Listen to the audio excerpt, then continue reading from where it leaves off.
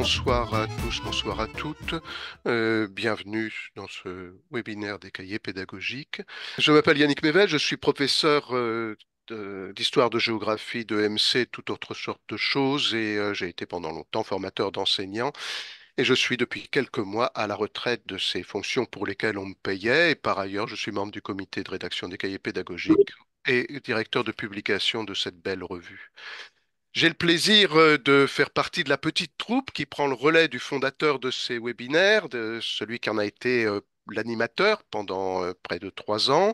Le chef d'orchestre, il était prof de musique dans sa vie antérieure.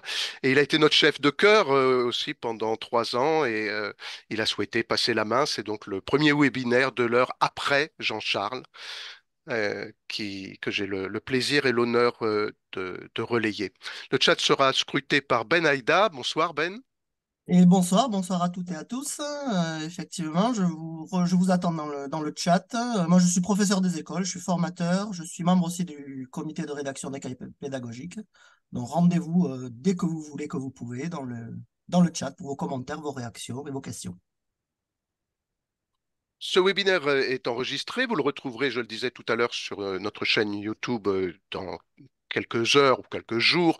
Et vous retrouverez également le lien sur le site des cahiers pédagogiques, cahierspédagogiques.com, tout en minuscule avec des S et sans accent. Site à partir duquel vous pourrez également vous procurer nos dossiers, les numéros des cahiers pédagogiques, vous abonner, adhérer à l'association CRAP Cahiers Pédagogiques qui a besoin de force et d'intelligence collective. Je vous rappelle aussi que sur la chaîne YouTube, vous pourrez liker la vidéo, ça facilite son référencement et ça permet donc de diffuser plus largement les idées et les bonnes idées que nous essayons de promouvoir. Sans plus tarder, on va parler à présent du dossier pour lequel il nous réunit aujourd'hui. Et tout d'abord avec Alexandra Rezal. Bonsoir Alexandra. Bonsoir, alors moi je suis prof d'histoire géo dans un collège à Paris. Tu la gères ta classe, point d'interrogation. C'est donc le titre du dossier qui nous rassemble ce soir. C'est un titre qui interpelle, c'est un titre qui est euh, un peu moins sérieux ou un peu moins sage, si l'on peut dire, que les titres habituels de nos dossiers. Alors, tu peux nous expliquer un petit peu le choix de ce titre et puis le projet de ce dossier qu'il y a derrière? Alors ça nous amène un peu l'alchimie qui préside à la confection d'un titre de dossier, en plus de la confection du dossier lui-même. Parce qu'une fois qu'on a déterminé le sujet du dossier en comité de rédaction, on voit bien nous de quoi on va vouloir parler, mais le titre, il n'est pas fixé dès le début. On le fixe, ça évolue pendant la phase d'élaboration du dossier qui peut durer un an. Et il nous faut un titre qui combine plusieurs éléments, donc il y a plusieurs ingrédients dans la recette. Il faut que ce soit un titre simple, qui soit compréhensible immédiatement par tout le monde, très évocateur, le plus évocateur possible, euh, qui, euh, qui ne trahisse pas le contenu du dossier, même s'il est discutable et si on l'a discuté, ce titre, avec ce mot gestion, gérer la classe. Euh, Parce qu'il ne faut pas non plus que ça fasse une redite, une répétition avec les dossiers antérieurs qui parlent de sujets assez proches, comme celui sur l'autorité éducative ou un peu plus ancien sur les classes difficiles. Finalement, c'est un sujet qui revient périodiquement dans la programmation des cahiers, dans les préoccupations du comité de rédaction. Oui, il y avait eu aussi Et un puis, dossier bien sur le sûr, climat de classe, Alexandra, récemment, en plus, oui. Et donc, il scolaire. faut un titre qui attire un peu l'œil aussi, bah oui, qui attire les gens, qui se disent, tiens, bah oui, cette question-là, c'est une question intéressante. Où est-ce que je me situe? Est-ce que ça répond à ma demande? Voilà, d'où ce titre et ce mot, gérer la classe, même si c'est bien sûr quelque chose, une notion, la gestion de classe, qu'on discute dès le premier article du dossier. Dans la préparation, la conception de ce dossier, Alexandra, qui l'a coordonné, avait un binôme qui est Baptiste Eben. Bonsoir Baptiste. Bonsoir. Je suis prof de mathématiques en collège dans le nord de la France et puis également formateur académique pour l'INSP de Lille. Alors, on y revient à ce titre, c'est la première partie du dossier d'ailleurs qui s'intitule C'est quoi ce titre? Comment vous l'avez organisé ce dossier au final? Ben, disons à partir des articles qu'on a reçus, hein, on est parti sur trois parties vraiment particulières. C'est vrai que la première partie s'interroge sur ce titre, sur cette question de gestion de classe. Qu'est-ce que ça signifie? Qu'est-ce qu'on met derrière ce mot? Il est même un petit peu critiqué ce terme dans le tout premier article du dossier. Et puis on s'interroge aussi aux apports de la recherche. Alors c'est vrai qu'on a un article par exemple, très très éclairant de Bruno qui est parmi nous ce soir. On a aussi également un questionnaire qui a été élaboré par Roch Chouinard qui permet à chacun un peu de déterminer son profil en gestion de classe avec des réponses à apporter et puis un petit questionnaire, un petit test. On a également une collègue qui témoigne de ses expériences à l'étranger. Donc voilà, une première partie qui vraiment interroge cette notion de gestion de classe. On a une deuxième partie pour le coup qui s'est voulu davantage, je dirais, pratico-pratique. Quelle posture tenir en classe, comment faire travailler les élèves en autonomie. On a aussi la particularité dans ce dossier d'avoir trois fiches outils, ce qui est assez important, avec une qui discute sur la répartition des rôles en classe, une autre fiche qui serait davantage sur cet instant critique qui est le début d'un cours, et une troisième fiche qui interroge un petit peu ce qu'on fait d'un élève qui pourrait perturber grandement la classe. Donc voilà, donc une deuxième partie plus, je dirais, plus technique. Et puis une troisième partie qu'on a intitulée Atmosphère, un petit peu en référence aux gestes professionnels d'atmosphère, aux gestes d'atmosphère des gestes de Denis Bucheton, c'est-à-dire davantage des choix, je dirais, éthiques pour l'enseignant. Est-ce qu'on punit ou est-ce qu'on ne punit pas? Comment prendre en compte ou non les émotions des élèves? Comment installer un cadre de confiance mutuelle entre les enseignants et les élèves? Donc voilà, avec aussi des rubriques habituelles comme la rubrique depuis le temps.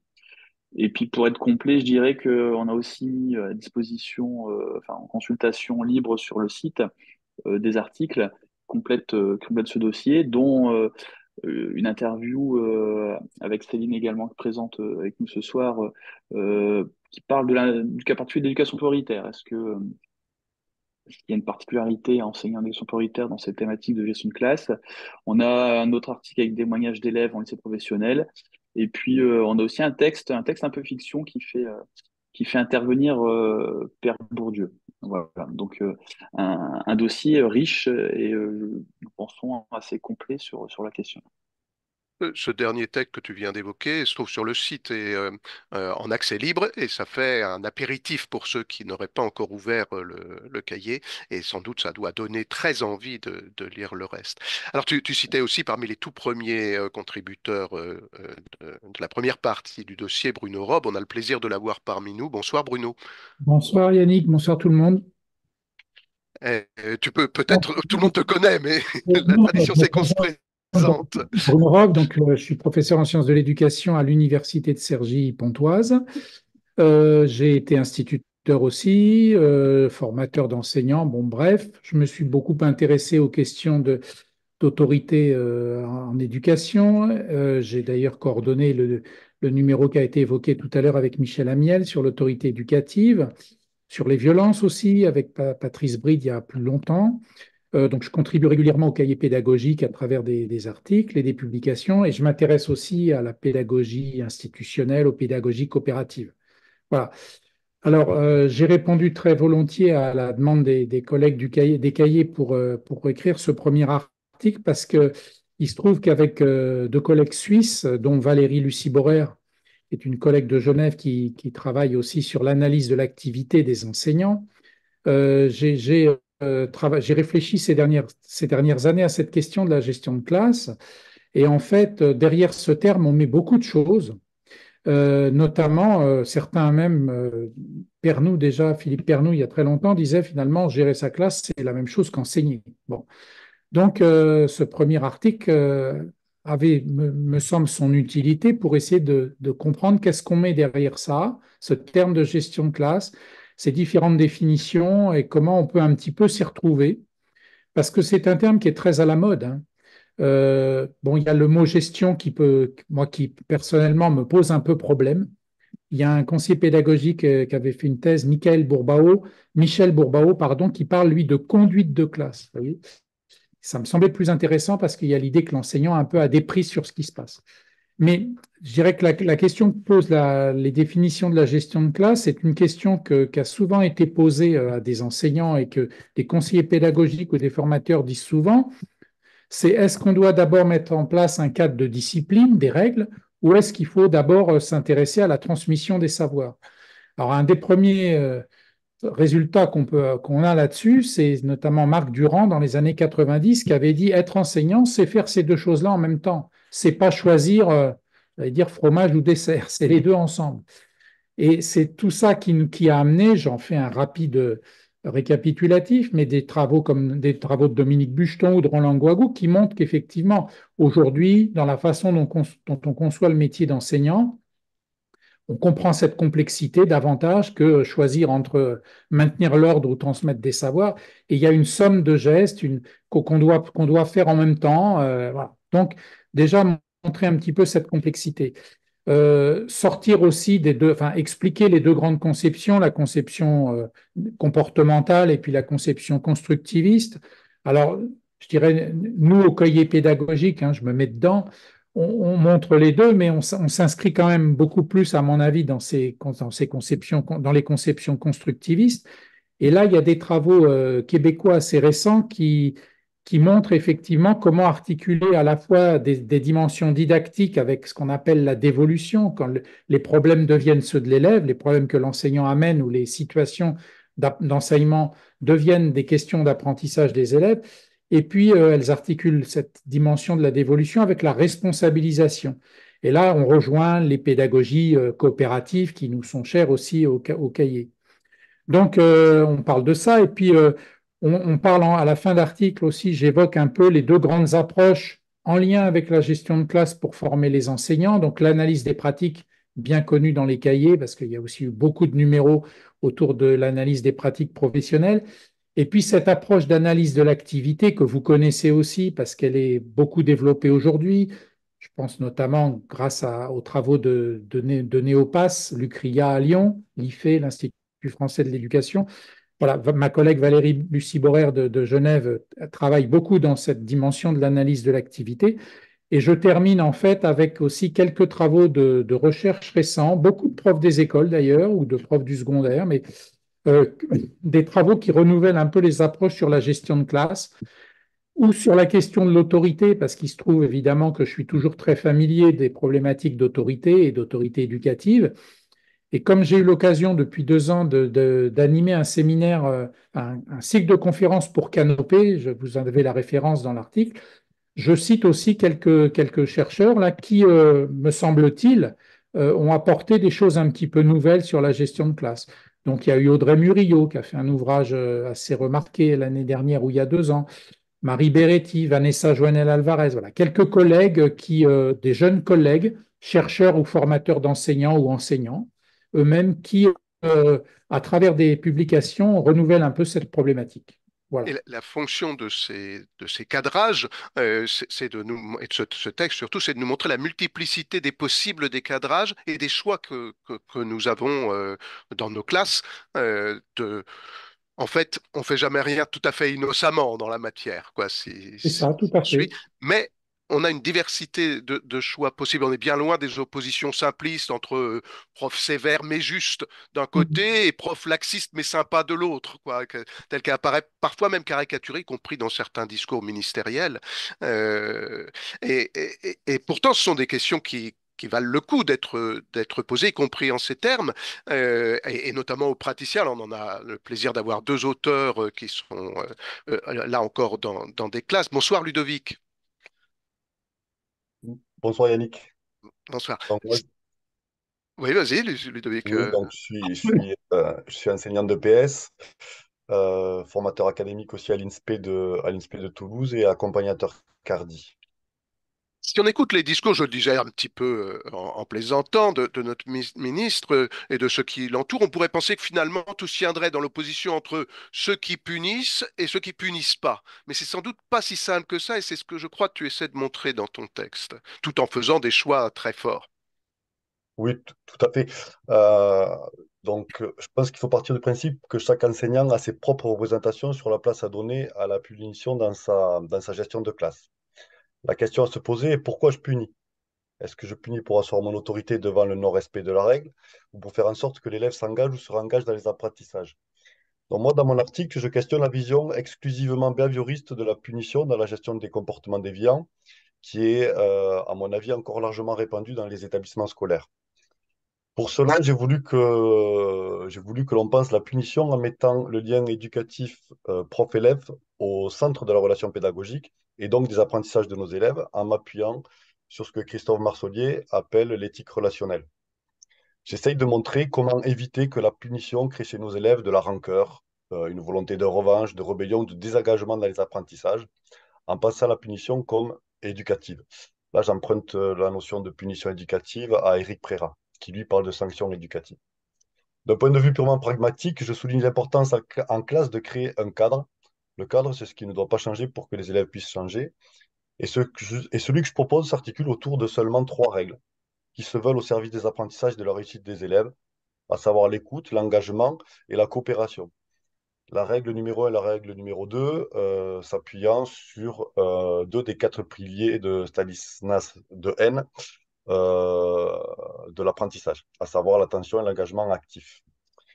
Moi, il me paraît important de ne pas opposer les collègues qui punissent de ceux qui ne punissent pas, car tout le monde punit, mais chacun à son échelle et avec des enjeux différents. Chacun doit trouver ou construire son propre style face à l'inconfort professionnel que procurent des situations qui nous mettent à l'épreuve émotionnellement. Aussi, j'essaye de montrer comment, en sortant d'une vision behavioriste de la punition et en la pensant comme éducative, elle peut être un levier facilitateur de la conduite de classe, avec comme enjeu que l'élève comprenne par lui-même qu'il est bien de ne pas sortir du cadre. Il y a un autre lieu commun, il y a ce lieu commun là sur la punition, mais il y en a d'autres, beaucoup sur ces sujets, et notamment il y a celui qui consisterait à dire, ou qui est parfois dit, finalement ces questions de gestion de classe, c'est des questions qui sont valables pour l'éducation prioritaire, mais ailleurs pas trop. Alors bien sûr, l'éducation prioritaire s'intéresse et en fait une priorité. C'est le cas par exemple dans le collège où travaille Céline. Bonsoir Céline. Bonsoir, Une petite je présentation? me présente, oui. Alors, moi, je suis coordinatrice d'un réseau d'éducation prioritaire à Paris, réseau d'éducation prioritaire renforcé, un RED+. Et voilà, là, j'interviens en tant que coordinatrice, puis en tant que professeur des écoles. J'ai enseigné 25 ans, dont 18 en éducation prioritaire. Voilà. Alors, oui, donc c'est un truc pour l'éducation prioritaire, ou en tout cas, on s'y pose la question et parfois on se la pose collectivement, cette question. D'ailleurs, vous avez écrit un article collectif avec Caroline Séchant, Laurent Kaufmann pour ce dossier. Alors, quand on se pose cette question en réseau d'éducation prioritaire, ça se présente comment? Alors justement, moi, je me suis posé la question. Effectivement, c'est une question qui revient souvent en éducation prioritaire, qui revient souvent en formation d'enseignants, notamment pour les nouveaux entrants en éducation prioritaire. Donc là, j'ai essayé de tirer quelques fils pour répondre à cette question. Donc au-delà du terme de gérer, de gestion dont on a déjà parlé, je me suis dit que la particularité de l'éducation prioritaire, c'est vraiment le public auquel on a affaire. Et ce sont souvent, majoritairement, hein, des élèves issus de milieux défavorisés et qui sont éloignés des attendus de l'école, qui comprennent moins bien les implicites, hein, ce qu'on attend d'eux à l'école, tant au niveau du travail, de l'attitude, de la posture d'élève, et qui maîtrisent un petit peu moins bien la langue française et son utilisation comme objet de pensée. Ainsi donc, comme ailleurs, hein, enfin, je pense qu'on peut retrouver ces élèves ailleurs, mais on les retrouve en éducation prioritaire, donc se pose la question de la préparation de la classe, de comment on fait euh, pour préparer sa classe pour l'éducation prioritaire, en prenant en compte les difficultés de chacun des élèves, sans baisser son niveau d'exigence. Et donc, comment on réfléchit à sa préparation, à ses pratiques, à ses postures, à ses gestes professionnels, en ayant toutes ces données qui s'ajoutent, les données de l'éducation prioritaire, donc ces données autour du public des élèves notamment, et de leurs particularités. Euh, voilà, donc voilà, est-ce qu'on réfléchit quel rituel d'entrée on va réfléchir? C'est-à-dire qu'on sait que les élèves ont du mal en éducation prioritaire plus qu'ailleurs, avec les transitions, donc d'un cours à l'autre, le matin en arrivant à l'école, est-ce qu'on met en place des rituels, par exemple, de travail, pour les faire rentrer dans les activités, pour valoriser des compétences acquises, pour les sécuriser. On sait que c'est complexe pour un enseignant, euh, enfin, tout ce que ça fait intervenir, hein. On voit bien dans le multi-agenda de Madame Bucheton dont vous avez parlé, euh, il y a énormément de postures à réfléchir euh, pour aider les élèves à progresser. C'est toute une préparation avant. Et souvent, quand on parle de gestion de classe en éducation prioritaire aussi, on parle d'élèves difficiles, on parle de classes difficiles. Et c'est vrai qu'ici, plus qu'ailleurs peut-être en éducation prioritaire, euh, on a l'impression que ces élèves vont mettre à mal cette préparation, tout ce qui a été fait en amont de la classe. Ils vont mettre à mal aussi le climat de la classe, le climat relationnel et cognitif, hein. Et donc, encore une fois, à quoi il faut réfléchir? Est-ce qu'on réfléchit à des règles de vie qui doivent être construites avec les élèves? Est-ce qu'on réfléchit à comment on nourrit les élèves? Qu'est-ce qu'on leur donne comme, euh, comme projet, comme pratique collaborative? Euh, et comment on fait pour travailler ensemble? Et toutes ces règles euh, qui permettent de réfléchir au climat de classe aussi, euh, de par mon expérience, j'ai vu que les élèves avaient besoin d'être rassurés. Ils avaient besoin d'une certaine constance de l'enseignant, d'une certaine cohérence, d'une certaine justice, effectivement, on en a parlé, mais avec beaucoup d'explicitation. L'enseignement explicite en éducation prioritaire me paraît quand même quelque chose qui permette de gérer, entre guillemets, les difficultés des élèves et donc de gérer la classe, parce qu'on sait que les, les élèves vont peut-être décrocher parce que c'est pas clair pour eux, parce qu'ils n'y arrivent pas, pour plein de raisons. Voilà. Ce que je voulais dire aussi, voilà, quelque chose que j'ai appris en éducation prioritaire pour gérer les élèves en difficulté, qui peuvent être en crise, qui peuvent être difficiles, qui peuvent mettre à mal toute cette préparation que les enseignants essayent bah, voilà, ont conçu avant.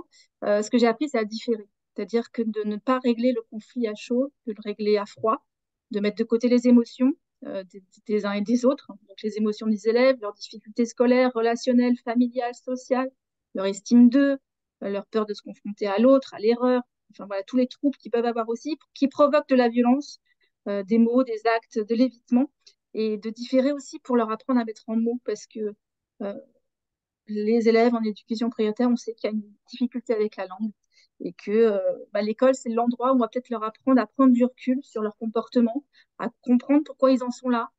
Euh, et ça ne peut se faire que après.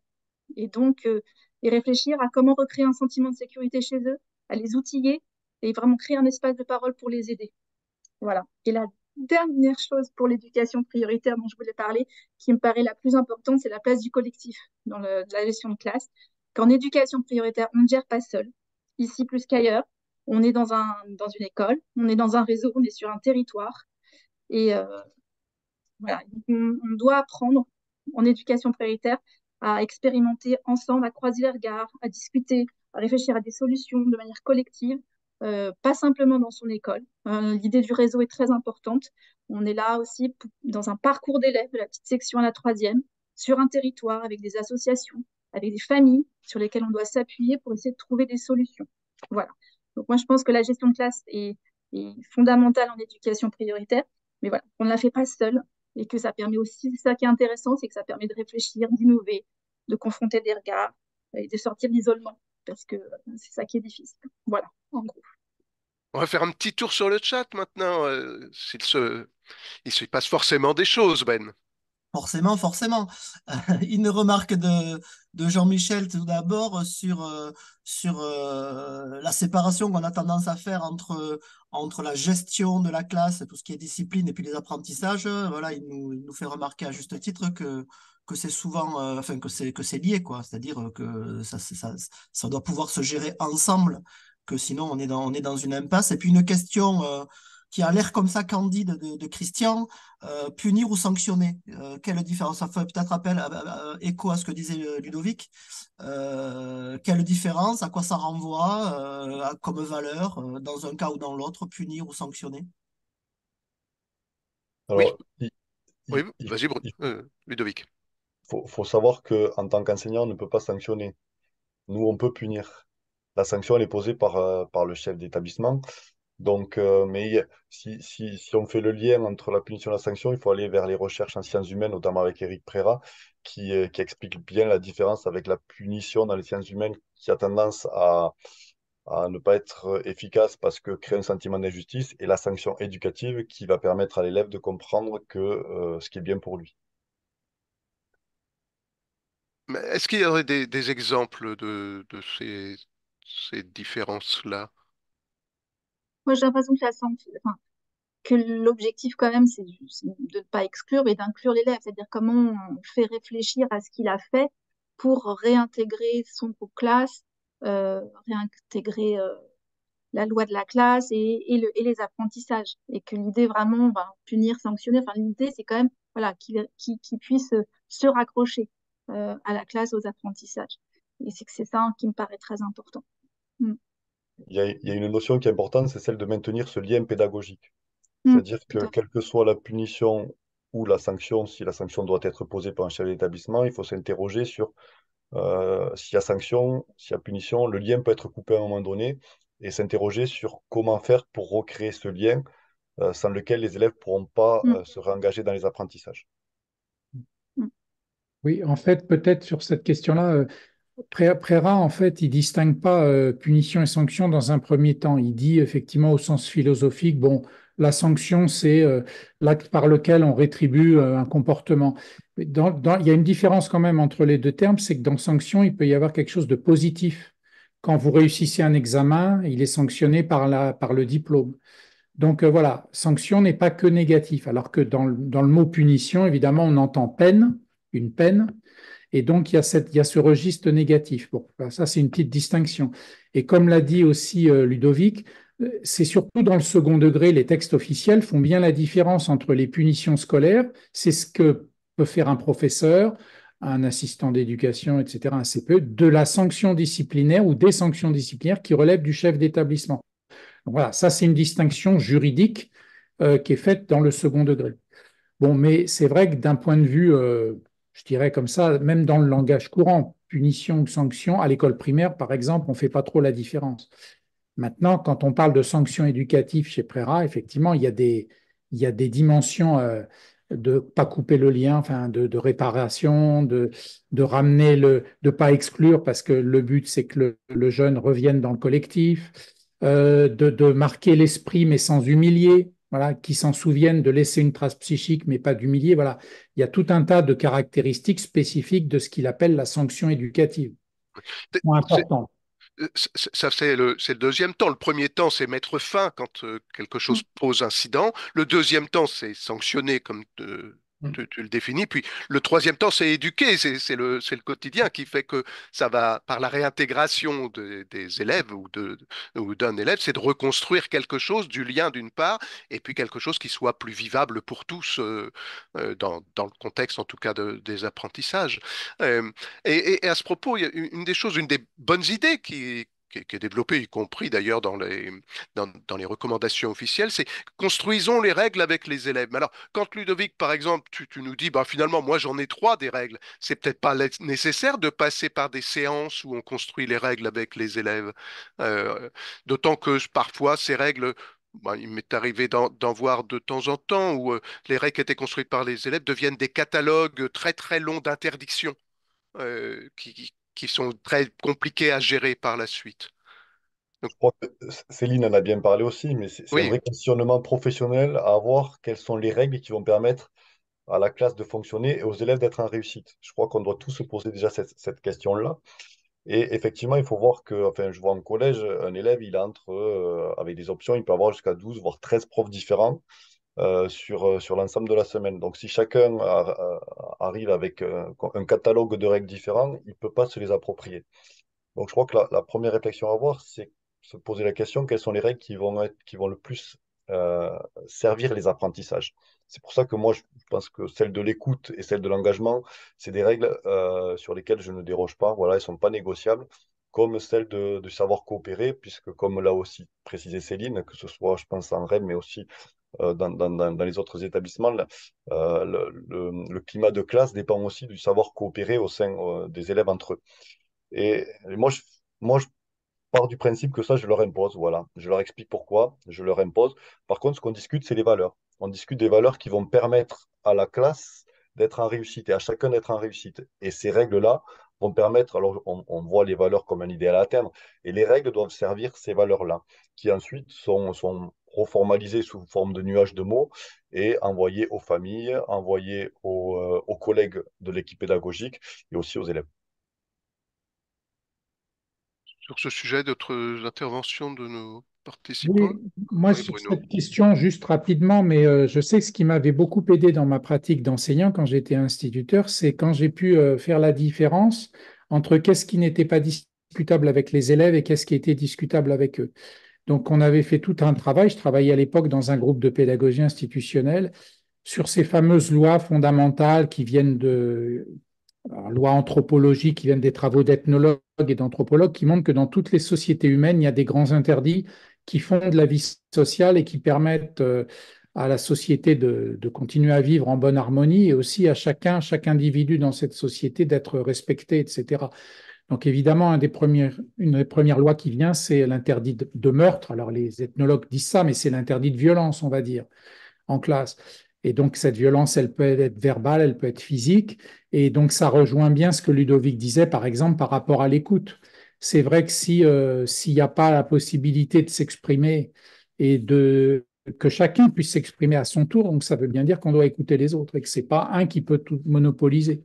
C'est pour ça d'ailleurs que je vais me taire pour laisser la parole aux autres. Mais voilà, cette distinction entre non négociable et négociable, c'est important parce que moi, ça m'a déculpabilisé.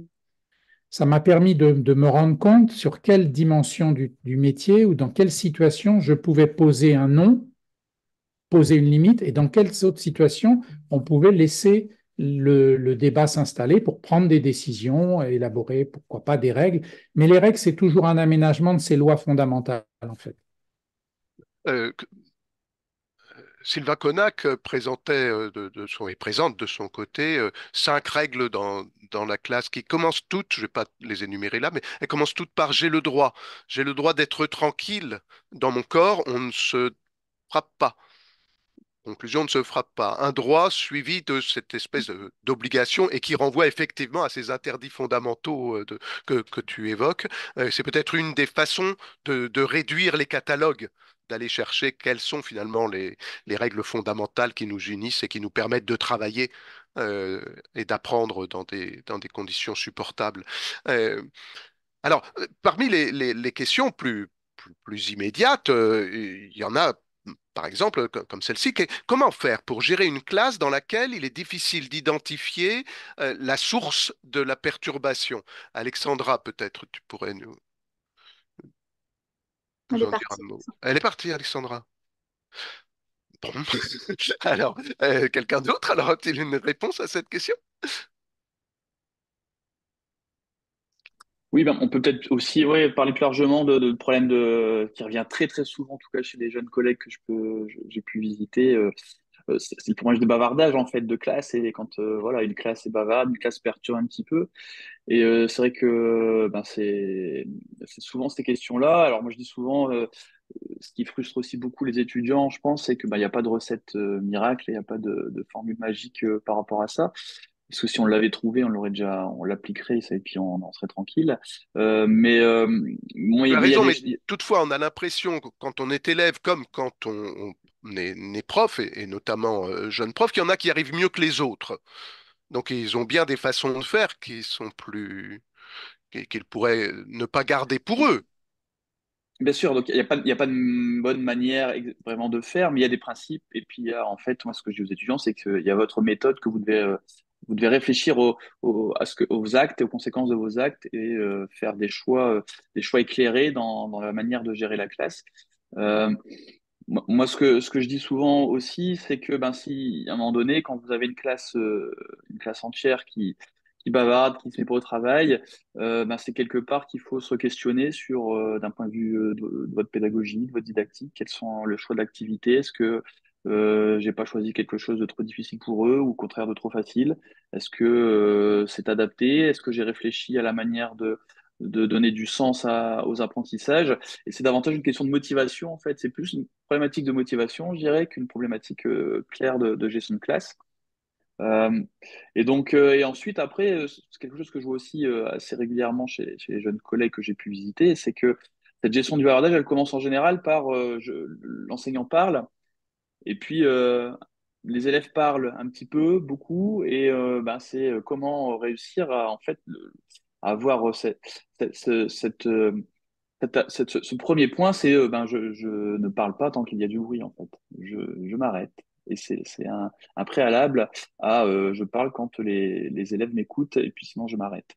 Et en général, quand on arrive à gérer ça, bah, il va rester plus que deux, trois élèves qui posent souci. C'est qu'une classe qui pose problème. Ça va être deux, trois élèves. Et là, on pourra me permettre de discuter un petit peu de ce qu'on fait avec ces élèves-là également. Mais, euh, mais c'est déjà d'être capable de se tenir cela. Alors, c'est sûr que si je veux parler pendant 50 minutes de cours et que les élèves m'écoutent pendant 50 minutes, je vais pas y arriver. Il va falloir demander de les mettre en autonomie, les faire travailler en groupe, euh, lâcher un petit peu de laisse quand on change d'activité, qu'on sort, on sort du cartable des affaires. Il y aura un petit peu de bavardage. Il faut être capable de gérer ces temps-là. Mais, euh, mais une classe qui dysfonctionne grandement, on peut avoir des classes plus difficiles que d'autres, mais à un moment donné, c'est du ressort de l'enseignant, c'est dans sa pratique, c'est dans ce qu'il va mettre en place, c'est dans ses activités qu'il va réussir à gagner sa classe. Il y a un objet de crispation dans les établissements, peut-être plus dans le second degré que dans le premier, encore que, c'est les exclusions de classe. Euh, Parfois, le chef d'établissement, pas toujours, mais parfois les chefs d'établissement reçoivent les élèves exclus et sont et râlent en disant il y en a trop, quoi. Faut arrêter les exclusions. Et puis d'un autre côté, les enseignants demandent du soutien parce que c'est pas simple parfois de conserver dans sa classe des élèves qui visiblement ont lâché l'affaire. Alors, comment faire pour sortir de ces crispations, ces oppositions, si l'on peut dire, de conception de ce qu'est la gestion de classe? Céline, tu avais dit Bah, on doit passer par le travail commun. oui, alors déjà, bah, moi, ce que je peux dire en tant que professeur des écoles, c'est que nous, on n'a pas la possibilité d'exclure les élèves. Donc, effectivement, enfin, pas encore, parce que ça change un petit peu en ce moment, mais donc, obligatoirement, on est obligé de se poser la question en équipe de comment on fait. Comment on fait un élève qui a des soucis de comportement et qui a dépassé justement les bornes et qui a enfreint des règles essentielles, qu'est-ce qu'on fait? Donc, euh, ben, on est obligé de se mettre autour d'une table, de trouver des solutions, de voir avec la famille, quand même, qui sont les co-éducateurs aussi des élèves, euh, de voir qu'est-ce qu'on peut mettre en place, comment on va le faire réfléchir sur ses actes, comment on va réfléchir, oui, effectivement, avec une sanction, entre guillemets, éducative avec lui, euh, et le faire progresser petit à petit. Donc, c'est vrai que dans une école de mon réseau, par exemple, il y a des systèmes de contrats où les élèves ont un contrat de comportement, un contrat de travail, et au bout et ils ont des tuteurs enseignants qui les aident euh, à changer de comportement, en tout cas à en réfléchir sur leur attitude, sur leur travail. Donc on a essayé de lier comportement-travail, voilà, de toujours laisser voilà, ensemble, de ne pas séparer le comportement et les apprentissages. Voilà, c'est des solutions qu'on trouve comme ça, mm, en équipe. Ludovic? Alors, nous, en collège, et en lycée, on a la possibilité d'exclure. Donc, c'est une possibilité qui peut être saisie, mais je pense qu'il faut on va revenir sur cette notion de lien. Pour le coup, quand on en vient à exclure un élève de la classe, c'est que là, pour le coup, on a vraiment perdu la relation éducative qu'on peut avoir avec lui. Et il me paraît important que cette relation, elle se perde pas. Et tu l'as dit, et une des premières choses peut-être à faire, c'est que si j'exclus un élève, c'est que moi, je prenne la responsabilité d'appeler déjà les parents pour leur expliquer pourquoi il a été exclu. Que l'élève, il sache que voilà, je m'intéresse encore à lui. Je l'ai exclu, mais c'est parce qu'il y avait une bonne raison, il est sorti du cadre et qu'il comprenne les raisons, qu'il n'y ait pas de l'implicite dans les raisons pour lesquelles il a été exclu. Ensuite, il me paraît indispensable que, avant un retour en classe, il y ait un temps d'entretien avec l'élève. Alors, c'est peut-être dur parce que quand on arrive à exclure les élèves, c'est qu'on est dans un inconfort professionnel qui est fort. Mais, et là, je rejoins ce que tu dis, Céline, je crois que c'est un collectif. Nous, on a cette possibilité d'avoir un CPE, un chef d'établissement, qui peut être facilitateur de cet entretien avant que l'élève revienne. Et enfin, je pense qu'une dernière étape, si on en arrive à exclure l'élève, c'est lorsqu'il revient qu'on repose le cadre avec la classe tout entière. Voilà, il y a eu un comportement qualité déviant. On réinclut l'élève dans la classe pour que ça fonctionne, mais pour arriver à ce que ça fonctionne mieux maintenant.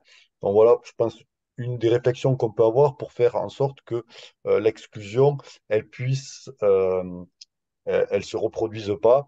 Et on peut y rajouter, comme tu le dis, une réflexion lorsqu'il est exclu, qui peut être, c'est d'amener l'élève à réfléchir sur les raisons qui ont fait qu'il a été exclu. Et l'outiller, du coup, pour retourner en classe. Mm. Exact. Alors, l'autre thématique qu'on a moins abordé pour l'instant de la gestion de classe, c'est la mise au travail des élèves. Et plusieurs des questions qui nous étaient posées par ceux qui assistent au webinaire tournaient autour de qu'est-ce qu'on fait quand des élèves ne se mettent pas au travail? Ou qu'est-ce que ça dit que les élèves ne se mettent pas au travail? Baptiste, peut-être, peut nous donner un petit éclairage sur cette question. Alors, comment dire? C'est comment faire pour mettre des élèves au travail, c'est une vaste question. En tout cas, avant de dire ce qui marche, je sais ce qui marche pas. Et c'est pas par la contrainte et par la punition qu'on va réussir à les mettre au travail. Ça, c'est une première chose. Ça, c'est quelque chose que je dis souvent aussi à mes étudiants, c'est que euh, ça m'arrivera jamais de donner un travail supplémentaire en mathématiques à faire aux élèves, vu que c'est un plaisir de faire des mathématiques, et donc il ne sera jamais question d'être puni à faire des mathématiques. Voilà, donc c'est pour ça que je donne du français. Non, je rigole, je donne pas d'autres travail supplémentaire non plus. Mais la question, malheureusement, de la mise au travail des élèves est reliée à alors, excusez-moi, je vais parler plus des mathématiques, parce que là, vraiment, je suis vraiment confronté à cette problématique, à un effet, en fait, d'abandon déjà très tôt des élèves qui se sentent dans une sorte de situation d'impuissance apprise et qui ont abandonné. Mais ce n'est jamais par un refus d'autorité de l'enseignant, c'est jamais par opposition à l'enseignant qu'un élève ne va pas se mettre au travail. C'est parce qu'il ne s'en sent pas capable, parce qu'il préfère refuser la tâche plutôt que d'être confronté à sa difficulté, parce qu'il y a l'effet groupe et qu'il faut parfois, pour les plus ados, se montrer rebelle que se montrer élève en difficulté. Et donc, c'est tout un travail pour donner confiance à l'élève, le prouver qu'il a des capacités, qu'il sait faire. Et c'est un vrai travail de fond qui peut prendre du temps parce qu'on ne va pas y arriver forcément du premier coup. En tout cas, c'est pas par la contrainte qu'on fera travailler un élève sur la durée. On pourra le menacer peut-être très ponctuellement dans un premier niveau de motivation en disant, bon, maintenant, sors tes affaires, sinon je peux pas, il faudra qu'on fasse quelque chose. Et alors, il va sortir ses affaires, il va s'y mettre très peu, mais il faudra aller chercher quelque chose derrière, il faudra lui prouver qu'il est capable, qu'il sait faire des choses pour réenclencher un lien de confiance. Ben, quelque activité sur le chat? Oui, oui, pas mal de commentaires, pas mal de sources également. Avant de revenir là sur vraiment sur le fond du débat, euh, on a des sources là qui sont données et puis des ressources qui sont données là notamment par Catherine sur un travail très intéressant. Elle dit sur les exclusions de cours au collège, la thèse de Julien Garrick, une pratique punitive routinisée. Et je remonte un peu plus tôt là dans le débat. Je reviens sur la définition, enfin comment dire, la distinction entre sanction et punition par Daniel Goldstein, un enseignant spécialisé, enfin, un grand praticien de Freinet. Voilà, donc des sources qui seront qui seront dans le chat qui seront données ensuite. Euh, Quand même une problématique que soulève Catherine également sur la situation actuelle également, et puis l'ambiance actuelle dans l'école avec les injonctions voilà, ministérielles, etc. Et puis tout ce qui se passe dans l'actualité, comment voilà, même cette violence hein, que l'on vit, que l'on lit, que l'on entend partout, qu'est-ce qu'on en fait dans les écoles entre la volonté de sanctionner, de punir, de soumettre, et puis celle à faire d'obéir à des règles, à un cadre et le faire comprendre par les élèves.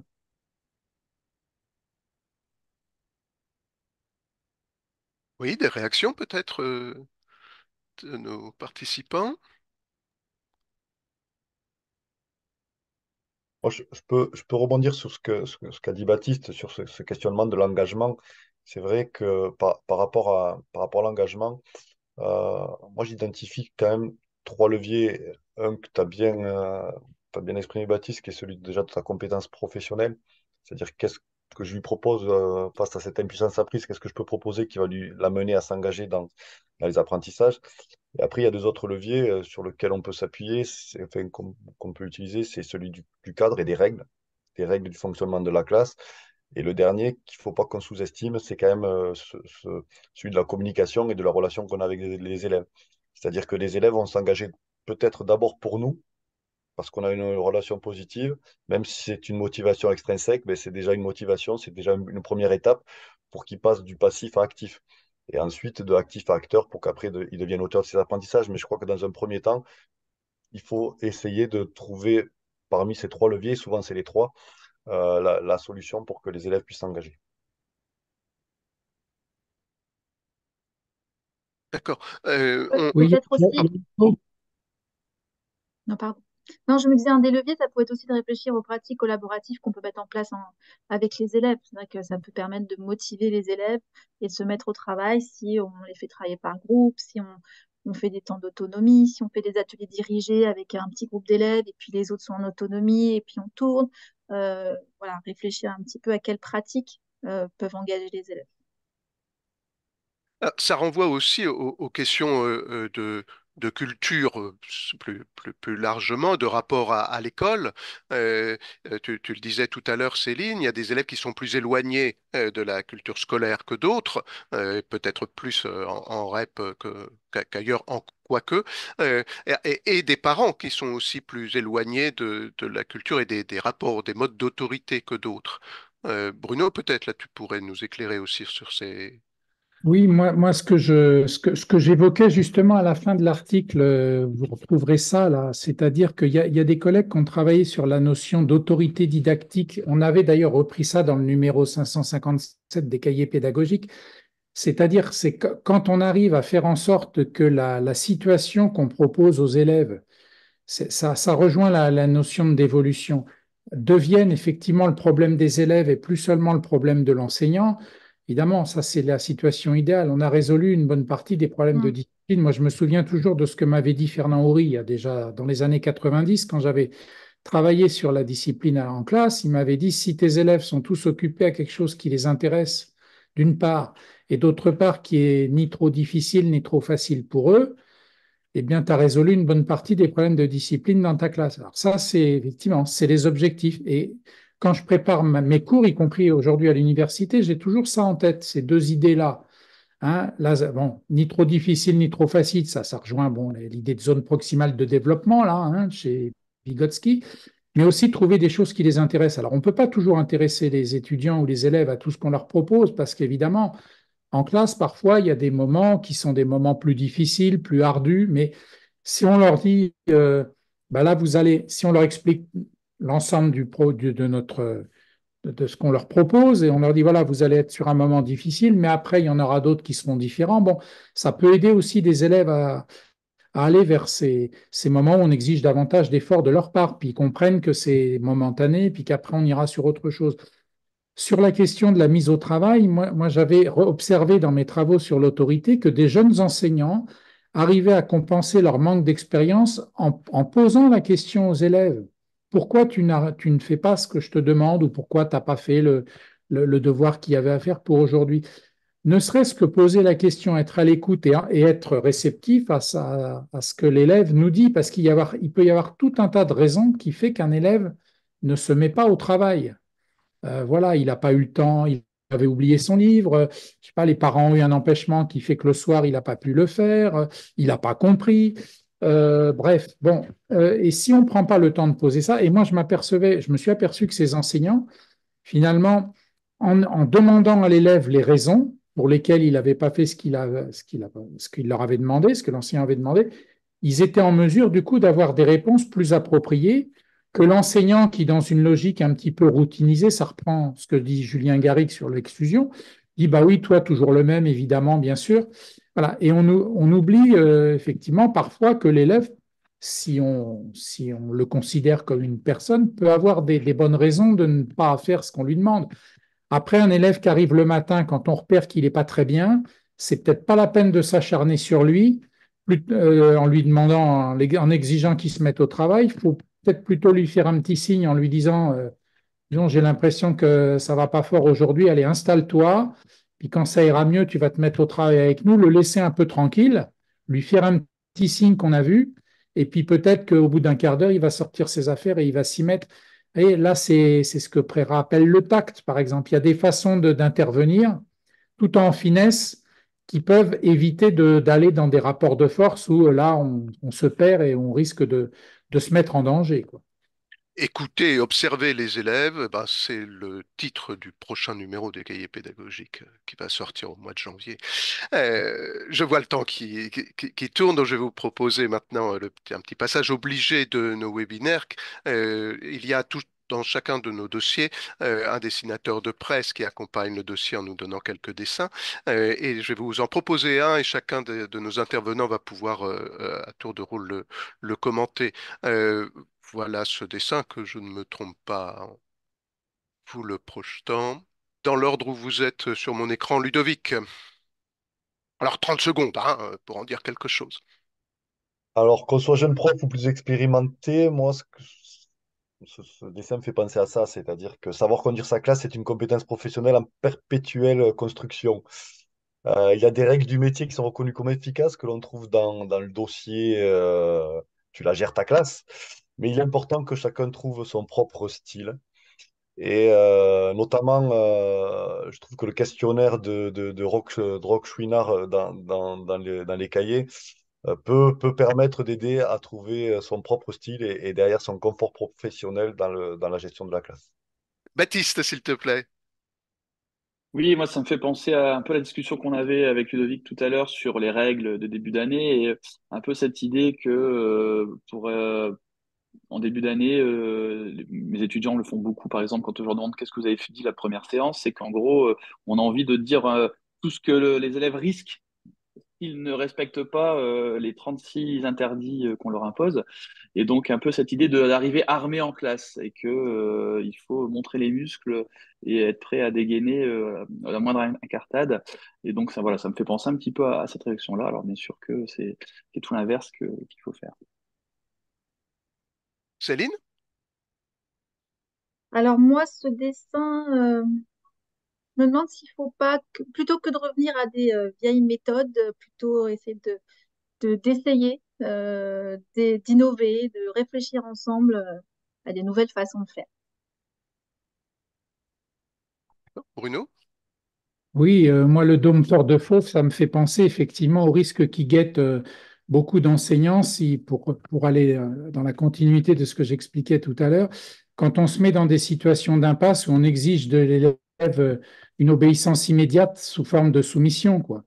Et donc, c'est à mon avis la chose à laquelle il faut essayer dont il faut se préserver, qu'il faut essayer d'éviter, se mettre soi-même en impasse en exigeant de l'élève quelque chose où c'est lui ou moi, où on se met dans un rapport de chantage. Voilà, toujours, on a toujours la possibilité de dire, bon, je vois que tu ne fais pas ce que je te demande là, qu'il y a un souci, stop, on reprendra ça plus tard, je continue mon cours ou je pointe la difficulté, mais on y reviendra plus tard. Différer, ça c'est vraiment une façon d'agir qui est efficace dans beaucoup de situations de classe. Ben. Oui, moi, ça fait écho un petit peu à cette dimension du dressage également, parce que voilà, le dompteur a l'air d'être un jeune enseignant qui démarre et qui doit vivre sans doute, c'est mon hypothèse, sur une représentation qu'il a de l'école, qui est d'avoir des enfants, des élèves, en tout cas des apprenants, très bien conformes, en tout cas. Baptiste? Oui, j'ai déjà donné mon analyse de la, mais je veux bien poursuivre. Juste, il a l'air un peu triste quand même, cet enseignant, de se rendre compte qu'en fait, ça marche pas avec son fouet. Ah oui, et alors? Et cette Et donc, tristesse? il va lire le dossier Tu la gères ta classe et il va avoir plein de nouvelles idées pour faire autrement. D'accord. On va faire un dernier tour de table si vous voulez bien. Y a-t-il quelque chose que vous aviez eu envie de dire dans ce webinaire que vous n'avez pas eu l'occasion à travers mes questions? Commençons par Céline. Ludovic? Moi c'est plutôt ce que j'ai envie de dire, c'est osons poser la question aux élèves, pour vous, c'est quoi un prof qui a de l'autorité? Et je pense qu'on serait surpris des réponses de nos élèves et je pense que ça ferait évoluer la représentation que l'on peut avoir de notre conduite de classe. Encore une fois, écoutez les élèves, visiblement. Mais à force de les écouter, est-ce qu'on perd pas finalement l'essentiel du travail, de leur mise au travail? Disons que écouter ce qui est pour eux l'autorité en classe, et l'autorité en classe, quand on les écoute parler pour travailler pas mal d'élèves en décrochage scolaire dans le cadre d'ateliers relais, ce qui ressort à chaque fois, c'est que ce qui va leur permettre d'écouter et de s'engager, ben, c'est la compétence professionnelle, c'est le relationnel. Et en fait, c'est quelqu'un qui fasse respecter le cadre, parce qu'ils ont besoin d'un cadre. Une fois qu'il est compris qu'il est respecté, et pour un prof de l'autorité, un prof qui a de l'autorité, c'est ça. Et on peut discuter avec n'importe quel élève, enfin, que ce soit des élèves décrocheurs ou autres, mais ces trois notions-là ressortiront. Et je pense que c'est ce qui permet, en partant de là, de nous questionner sur qu'est-ce qui est le mieux pour eux et aussi pour nous, pour que les élèves puissent s'engager dans les apprentissages et faciliter la gestion de classe.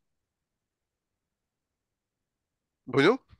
Oui, moi, le thème de ce dossier m'avait fait penser à un article que j'avais écrit il y a un moment sur le site des cahiers, Sauvons notre école des professeurs teneurs de classe.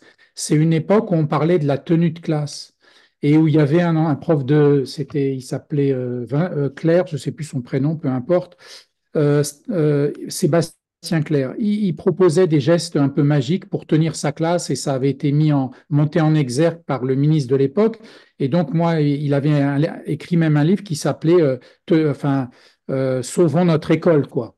Toujours ces livres alarmistes. Et donc, moi, j'avais expliqué qu'il n'y avait pas de recette, mais on ne pouvait pas donner de recette. Et dans cet article, vous verrez pourquoi, mais on le trouve encore sur Internet, hein, sur le site des cahiers, mais des principes pour guider l'action. On a besoin de principes pour guider nos actions. Et dans ce numéro-là, comme dans un certain nombre d'autres des cahiers, je pense qu'on vous propose ces principes qui guident l'action. Comme on a parlé par exemple du non négociable tout à l'heure. Ça, c'est important. Il n'y a pas de recette, mais il y a des principes qui guident l'action.